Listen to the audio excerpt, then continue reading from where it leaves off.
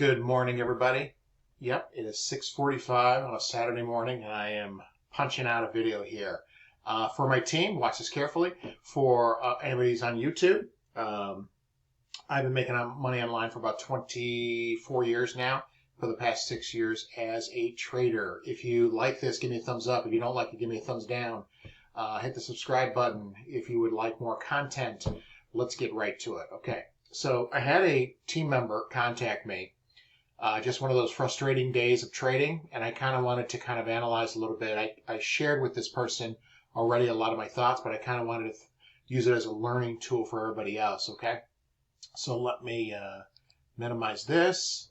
This is my Meta 5, and here is the screenshot of the trade. Okay, so for everybody that sees this, this is on demo, by the way. This is fake money, okay? Fake money, demo, okay? The person started out with 112,000 in balance and did a NAS trade and lost, $10,000. Okay, so as a learning piece, okay, step number one, okay, this person risked too much money, okay? So we teach in our trading community not to risk more than 2%. Clearly, this person risked more than 2%. So that's kind of a mistake number one. Okay. Mistake number two, in my opinion, is and again, this is all based on your trading plan. I don't do a ton of trading on Friday afternoon. Okay. So this person did take this trade Friday afternoon, and he had a challenging week, and that's okay. That's all part of the journey. So, and he's practicing, right? So it's not real money, but I always tell people, trade like it's your real money, okay? And I know that can sometimes be difficult, but on a Friday afternoon, would you try to trade NAS and risk a ton more than 2%? How about 10% or 11%, right? You wouldn't do that, okay? So first, trading Friday afternoon, and again, you can take trades Friday morning. Lots of people do. I have occasionally, but Friday afternoon, 3 hours before the market closes, I'm not personally a big fan of. And so this person did a NAS buy and obviously lost a great deal of money. And again, i.e. fake money, this is a demo account, okay? So I'm going right to my Meta 5 here, and his entry was 15,520, okay? So let's take a peek at 15,520. Now this is the 15-minute chart, okay? So I'm going to go back here to the 1 hour chart, and this is where he got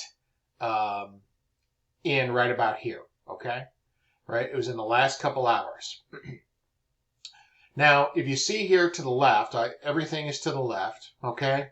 Nothing, okay? There's nothing here, in my opinion. Some consolidation. If there anything was a move, this was the move, right? But if you look to the left, and if you was on the hour chart, we teach people we have a couple different smart money strategies for our team, and we teach people to identify a potential trade on a higher time frame and enter on a lower time frame, okay?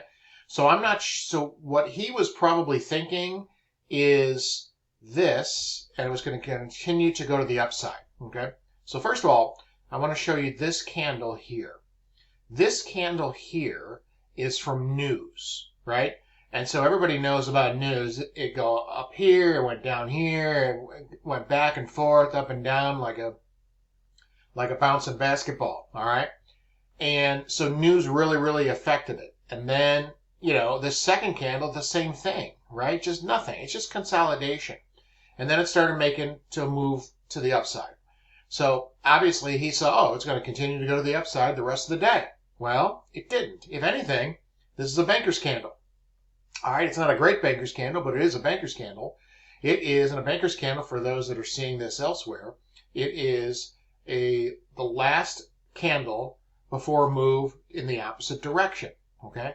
So really, it's not a great one, but then it went down. So this person got in here, thought it was just going to shoot up for the next couple hours, and look what happened, okay?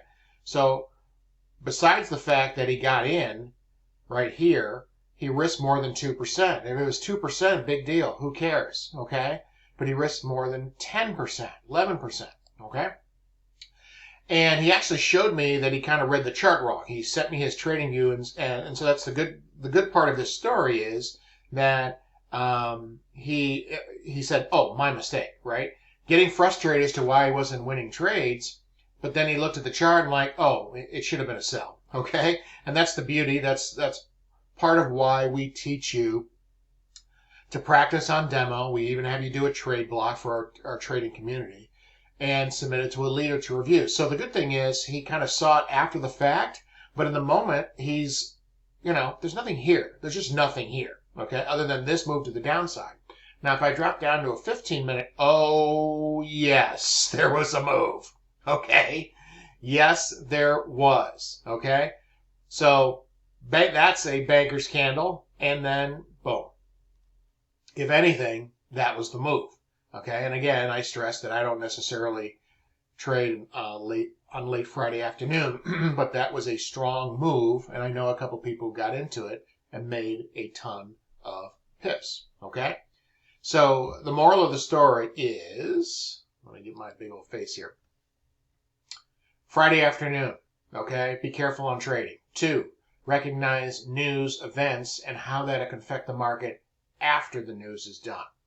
3, risk 2% or less on every single trade. Okay? Those are the morals of this story. All right? That's pretty much it. If you like, up.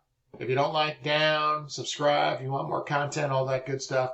We're a trading community going on 7 years. If you are interested in some free training, reach me. All the stuff will be in my bio, my YouTube channel. Have a great day, everybody. Take care.